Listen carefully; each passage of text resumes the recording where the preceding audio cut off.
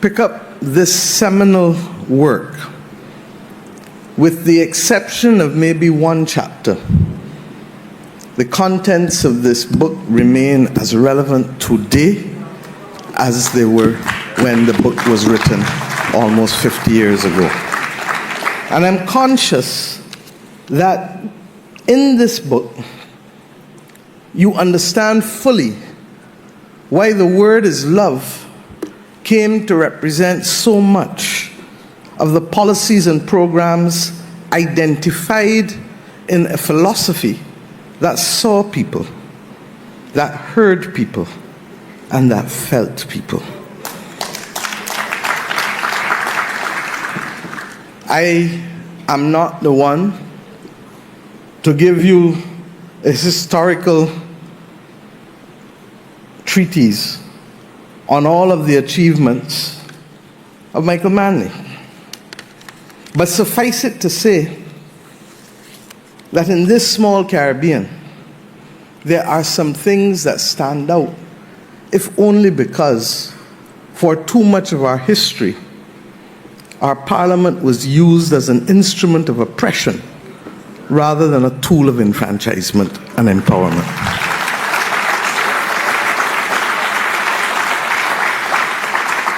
That we have not even yet reached 100 years of being able to be firm craftsmen of our fate speaks volumes.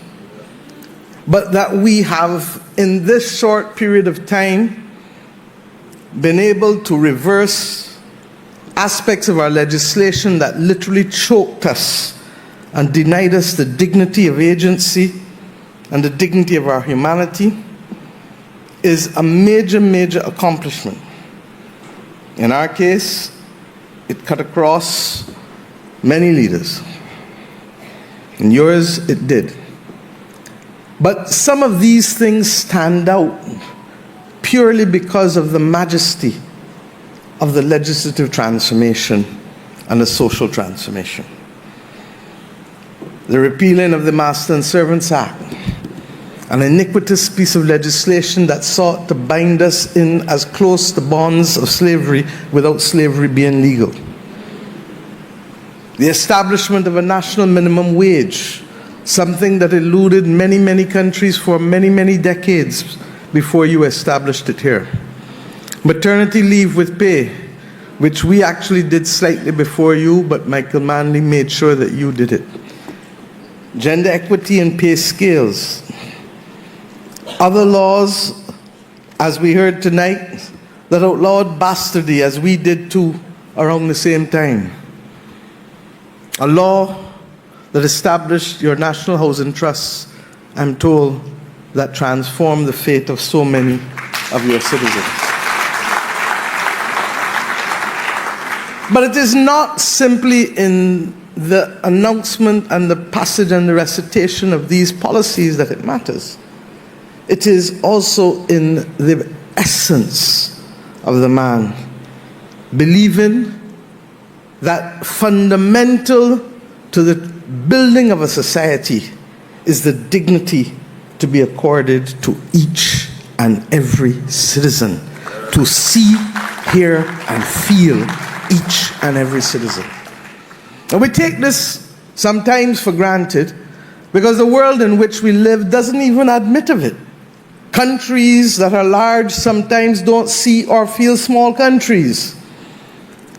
The reality is that it is a rare, rare virtue. And for the last 6 years, I started to reflect on how much the world looked like 100 years ago.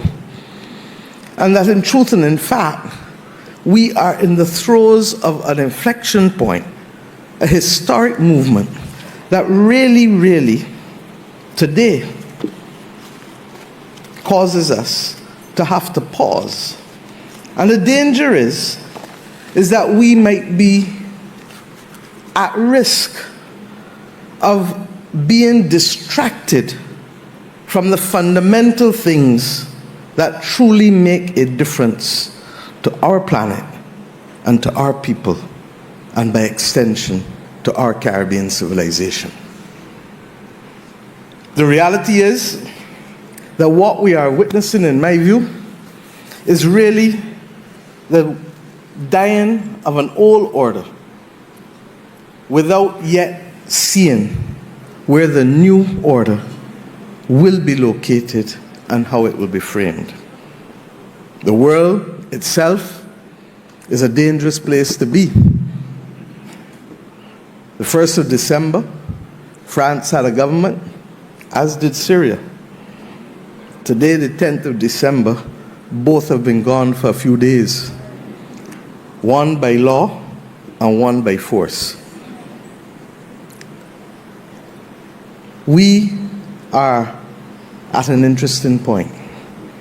We hear of the movement against incumbents more than anything else. Some of it expresses itself in right-wing populism, some of it in the UK, left of center. But in both instances, it's an anti-incumbent move, largely because much of what people have had to experience in this polycrisis moment in the last 5 years has made life difficult for most and perplexing for all. The spectacle of fake news and the inability to control a narrative to build a nation, where broadcasting used to be the order of the day and now narrowcasting and echo chambers replace it. We have more than ever to determine what does love look like in this, the third decade of the 21st century. And because time limits me, I'll just address a few matters. One, as it relates to regional integration and foreign policy. Two, as it relates to the reform of the international financial system, and by extension, our capacity to meet the global public goods that are critical for our survival on the planet as people.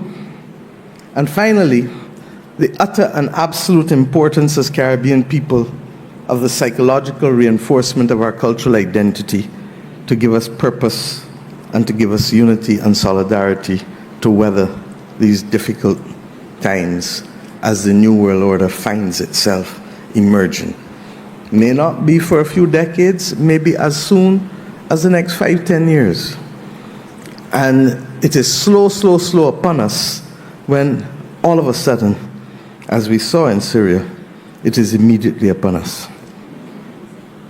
And that is the nature of the world in which we live today, where the powers that influence and the information that is generated goes way beyond the nation state. And to that extent, on this day of International Human Rights Day, one asks yourself, what will that new world order look like? And what will truly be the power of nation states? Will small states be able to survive without deep functional cooperation and pooling? Or will they become collateral victims as the world seeks to line up behind great powers yet again? Particularly if the multilateral rules-based system that we have is not allowed to work for us. I say to you that it is critical that we not be sucked in to the bankruptcy of the current global world order. And if we go back to what love was for Michael Manley, and I'm amazed at the extent to which even the language used foretold the times in which we come to live in. There is no doubt that we are in a race against time. And those who doubt it will fail to prepare. And that, for us, means that we recognize that love fundamentally is about caring, seeing, hearing, and feeling. Fundamentally is about resilience, a word that Michael used more ahead of his time than most. And love is about transformation. We have taken long to do some of these things, not because of laziness, but because of the complexity of the root system that has caused us to be victims of another order that effectively took away from us identity and movement. And I dare say that so fundamental is the human resistance against that type of activity that I really believe that that is one of the reasons for the strong anti-incumbent movement globally, coming after 2 to 3 years of restricted movement and increased cost of living, where persons are trying to recoup losses in the shortest possible time from a pandemic, that has caused people to say, hey, you didn't see me for a few years, but watch me now, I'm here. And if you don't realize I'm here, I'm going to show you that I'm here. And we've seen it country by country by country by country. But if we come to understanding what that race to become resilient must look like, it is being thrown at us more than ever through the climate crisis. And that is why, in a very real sense, the global south, in its victimhood, has a renewed sense of solidarity, because we all know that we didn't cause the problem, and that in fact we are now bearing double jeopardy, because having been the beast of burden to enrich those who built the Industrial Revolution, we are now the first victims on the front line to the consequences of the Industrial Revolution in terms of greenhouse warming.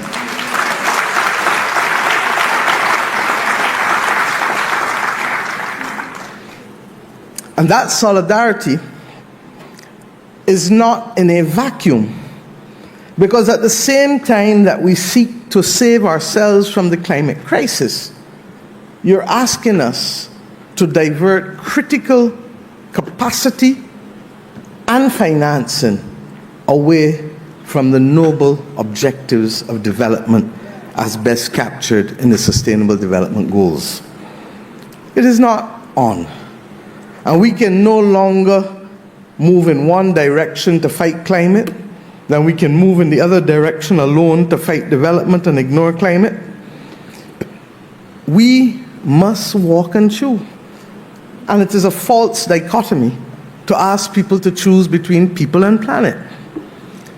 The foreign policy, therefore, that we have has first and foremost today to reinforce that effort that Michael Manley brought to bear in bringing unity among the global south, the former colonies, to be able to define a policy and fiscal space that was sufficiently large to pursue the policies that would empower and enrich our people and accord to them the dignity that has always been theirs, but was robbed because of the iniquitous institutions of slavery and colonialism and imperialism.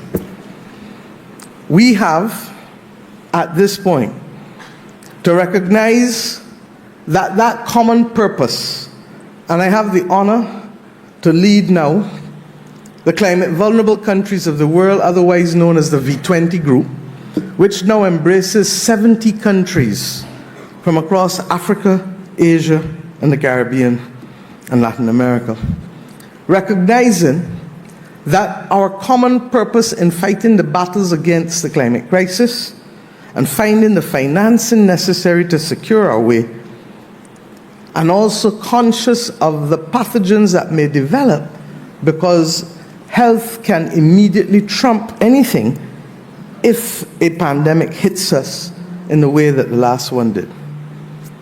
These countries are no more different from the countries Michael Manley dealt with 50 years ago, but with few voices listening and few countries feeling. But the climate crisis has now literally crept in to the reality of the lives of those in the global north. Whether it is the wildfires in California and Canada and Europe, or it is the floods or the hurricanes, there is no part of Earth that is being exempt from it. And if we don't recognize that our primary purpose and gaze must be to fight this battle unless some people have a plan to live on Mars that we don't know about, then we will lose the battle. The reality is that there are diverging views, and we must take the world as we find it, not as we dream for. And if we are to do so, and I don't normally disagree with Prime Minister Patterson, I'm not trying to school the President-elect, but I'm conscious that while we may disagree as to the causes of the climate, we cannot disagree as to the reality of disaster.